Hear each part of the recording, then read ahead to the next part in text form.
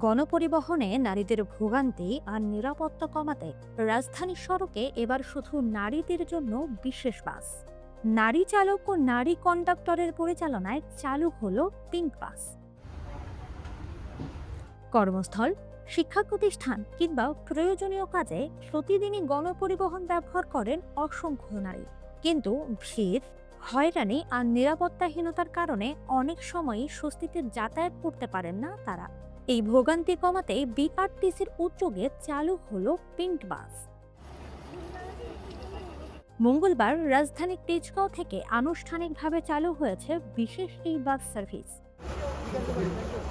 উদ্বোধনী অনুষ্ঠানে সড়ক পরিবহন ও সেতুমন্ত্রী বলেন, সরকারের নির্বাচনে ইস্তেহার বাস্তবায়নের অংশ হিসেবেই চালু করা হলো এই পিঙ্ক বাস সার্ভিস। নারীরা পুরুষের চেয়ে কোনো অংশে কম পারে না এবং পারছে না। আর আমরা এখানে আজকে যারা সফল এই স্টেজে দাঁড়িয়ে, তারাও কোনো না কোনো নারীর আদরের এবং কোনো না কোনো নারীর পৃষ্ঠপোষকতায়। গোলাপি রঙের এই বাসে চালক হেল্পারের দুই দায়িত্বেই থাকছেন নারীরাই। যে আমরা তো সর্বোচ্চ চেষ্টা করব আমরা ভালোটা উপহার দেওয়ার জন্য। আমরা তো ভাইয়া এত বড় গাড়ি আমরা ক্যারি করব, এত বড় গাড়ি এর আদার সাইডে যখন মানে চেপে থাকবে গাড়ি, তখন আমাদের চলতে তো একটু সমস্যা হবে।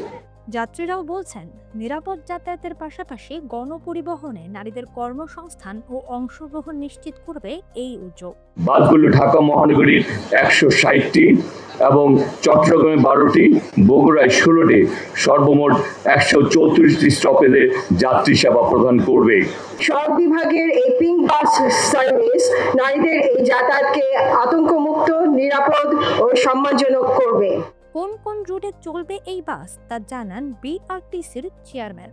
বাংলাদেশের ইতিহাসে পরিবহন জগতে নারী যাত্রীদের জন্য স্পেশাল বাস যেটা আজকে উদ্বোধন করা হলো এবং নতুন আঙ্গিকে, সেটার জন্য আমি সরকারের এই নির্দেশনা দেওয়ার জন্য সরকারের প্রতি কৃতজ্ঞতা প্রকাশ করছি। পিঙ্ক বাস চালুর ফলে নারীদের নিরাপদ ও স্বাচ্ছন্দ্যময় যাতায়াতের সুযোগ বাড়বে, এমনটাই আশা সংশ্লিষ্টদের।